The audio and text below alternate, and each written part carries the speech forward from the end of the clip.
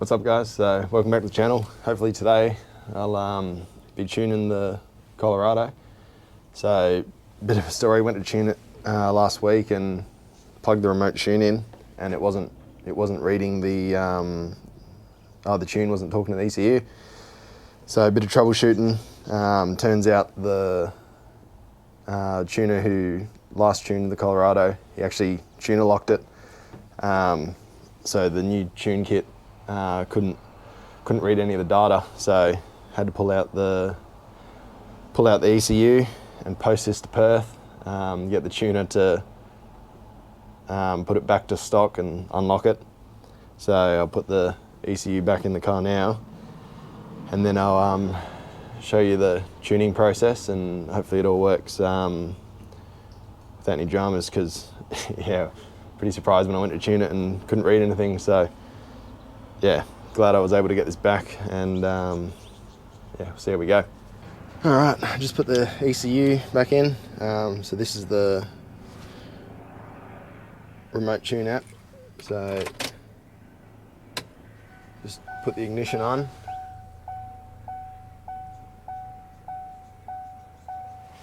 That's the tuning device down there.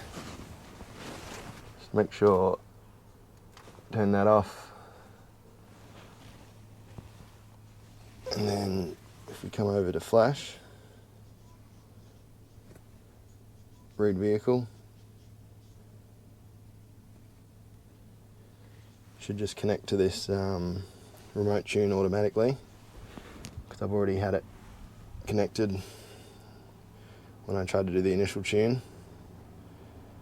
So it'll just run through this, and hopefully we should see it start to read the vehicle. Alright, that started going through its thing now. E98, so it wasn't doing that before. That's good. Looks like it's reading the car how it should be this time round. So that'll take about 4 minutes, and then it's got to upload it to the server. I'm glad that's working. But anyway, whilst I got you in here, I've got the boost controller and EGT mounted up here. So I just ran the cabling through the bottom of this A pillar here. But yeah, you can obviously set up different boost settings depending on what you're doing, and it also does the EGT, which isn't on at the moment, but it's got 3 minutes left to go, and then I'll send that to the tuner and upload the new tune. Alright, it's just about to finish reading the ECU, and then it'll save the tune and upload it to the server, and then the tuner, so RPM Diesel in Queensland, will receive it, and then he'll be able to send back the new file for me to write onto the ECU. So wait for this to finish, and then I'll pick up the camera when I'm writing the new tune. Alright, I just had to sync the files, and then if you go in here, you can see this one that Kyle sent back. So click on that, and then hit write vehicle. Okay, and it just reconnects to the remote tune device, and then goes through the process. So after it uploads this to the Colorado, I'll be able to take it for its first test drive, and I'll record the data, and then I'll send that back to RPM Diesel, and they'll be able to read that data and make any adjustments that they need to. What's up, guys? It's a few weeks later now. I can't actually remember where that last clip left off, so I think I was just running the new tune from RPM Diesel in that last clip. So I'll catch you up on what's been happening. So yeah, like I said, I put that new tune in, started the car up. Didn't sound like it was idling quite right. So I had a chat to Kyle and he sent through another tune just in case it was a fueling issue. So I loaded that new tune in, and same issue, it just didn't sound like it was idling right. When I put it in gear, it was sort of bouncing, the car was bouncing, like it wasn't idling smooth. And if I gave it some revs, the revs would actually drop before they then picked up. So there was obviously some sort of fueling issue going on. Kyle suggested that I put a temperature gun on each of the exhausts, on the exhaust manifold, to try and find out which cylinder the issue was occurring in. So yeah, put the temperature gun on each exhaust port. Cylinder 1, 2 and 3 were all up around 90 degrees. I'd only just started the car, so yeah, cylinders 1 to 3 were at 90 degrees, and cylinder 4 was sitting down at 40. So obviously that meant that cylinder number 4 wasn't firing correctly. I limped the car into the local mechanic and just told him what I'd done and what the symptoms were. He wasn't happy that I'd pulled the injectors out and changed nozzles over, but he said that he'd pull them out, get them sent to Perth to test them, and yeah, waited a couple of weeks to get that all done. Injector number 4 wasn't firing correctly. Unfortunately, the mechanic up here wouldn't do anything with the plus 30 nozzles, so I'm back on the factory injectors. Not too sure what went wrong with those nozzles. Could have been the slide hammer trying to get injector number 4 out. If that slide hammer was potentially damaged something when I was trying to get it out, or I put the nozzles on incorrectly. I've asked for the old nozzles back, so I'll send a video of how I assembled them to Kyle and see what he thinks. But anyway, I'm back on factory injectors. They're fitted, and went through the process with Kyle tuning the Colorado on the factory nozzles and the 42mm turbo. I've set up the GFB boost controller, so it's running about 30 pound of boost at the moment, which is pretty good. I'm pretty happy with how the car performs now. It's certainly got a bit more up and go about it, which is good. Obviously the canopy on the back is a fair bit of weight, so yeah, it's nice to have a bit more go in and now. Still haven't made up my mind on if I'm going to put the plus 30s back in. I don't want to really go through that process all over again. If I can work out what I did wrong, I'd definitely do it again. But for now, I'm just pretty stoked to be back on the road. So I parked up the car to put the transmission cooler and the intercooler in. Put that in I think it was the 22nd of June, and we're now the 14th or 15th of September. So it's been parked up for over 2 months, and yeah, I just got the car back last weekend. I've just been doing a bit of fine tuning with Kyle from RPM. So yeah, he sent me a tune and I talked through the tune with him, and then he sent back another tune, and yeah, pretty stoked with it. I'd definitely like to see how the Colorado would go with the plus 30s, because I already had the car tuned before, but I think I'd have to check the tune sheet. I might put that up on the screen, the tune that I had before I put the 42mm turbo. But yeah, it's a whole lot better. That low to mid-range is, the acceleration's a whole lot better than it used to be, especially with the extra weight of the canopy.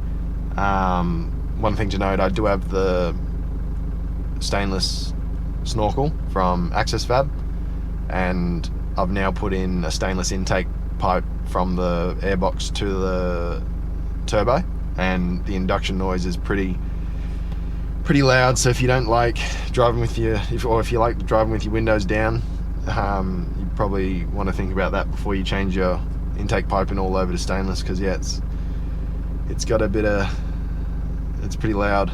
So yeah, if you don't want to listen to that all day, you probably won't change that over to stainless. But anyway, I'll go for a bit of a cruise, and I'll just show you how I've got the GFB boost controller set up. So if you want to set that up the same way, you can. Doesn't look like the GoPro is going to pick this up very well, but with the boost controller, you've got different presets.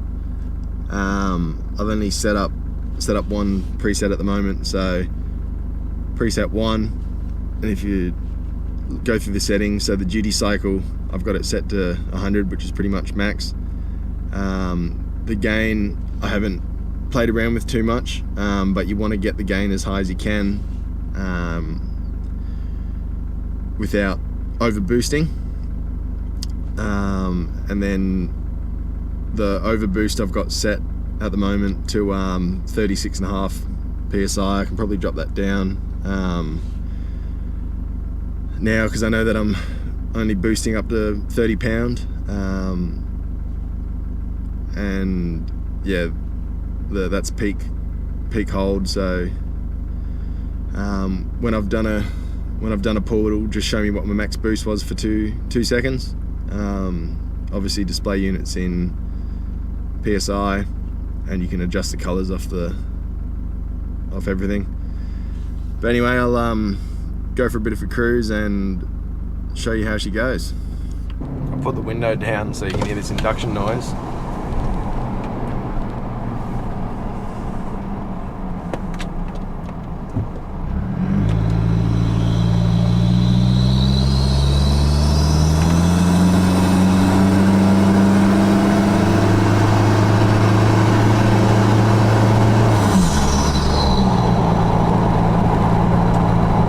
So yeah, if you don't like the induction noise, you wouldn't want to have stainless intake piping and a stainless snorkel.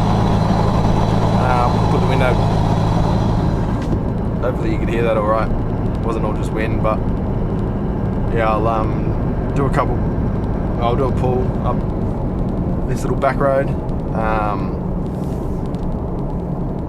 So here we go.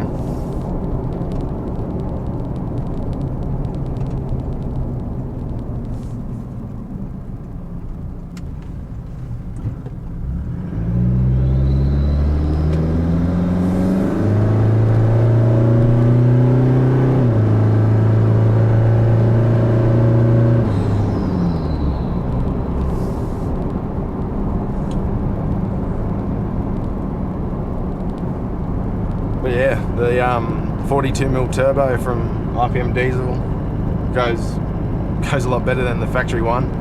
I'd love to see what the plus 30s can do.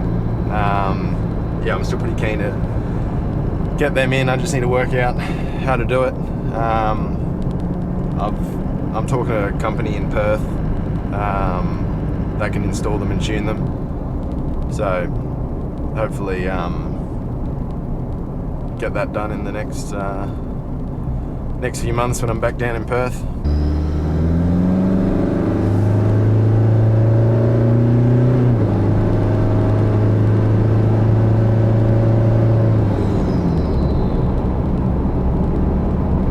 Yeah, so the peak boost on that last pull was 29.1 psi. It seems to change on the peak boost seems to change on the day. Obviously temperatures and what gear I'm in, but you normally see around 29 to 30 psi. And I think on the tune I had on the factory turbo, I was sitting around 26.5 psi. So yeah, an extra 3.5 psi out of it. And then I was talking to Kyle, if you're running the plus 30s, he'd normally tune it up to 40 psi, so it's quite a big gain on the plus 30s in terms of boost. Hopefully when I get the plus 30s put on or put in, I'd like to see what what it is on the dyno beforehand, and what the gain is after. So it'll be pretty interesting to see what the difference that those plus 30s make. I suppose I should ask if anyone's installed the kit from RPM or have done plus 30s themselves. Send us a message on YouTube or Instagram and let me know how you went. And yeah, let me know how you went and if you had any of the similar issues or know what I can look at. And yeah, I'll try to sort it out. All right, cheers. Anyway, that's where I'll end the video. Obviously not ideal what happened with the injectors. Would have liked to have gotten the plus 30s in there, all working how they should. But anyway, the 42mm turbo is definitely a whole lot better than the factory. So yeah, I'd definitely recommend it and do it again. Pretty straightforward install. Obviously the injectors I thought were pretty straightforward install, but did do something right there. So need to work out what went wrong and hopefully get that all sorted out. But I'll just show you how I've got my car set up. So I've got a ram mount mounted on that grab handle there, and then a quad lock case, just so I can monitor all the temperatures and whatever else.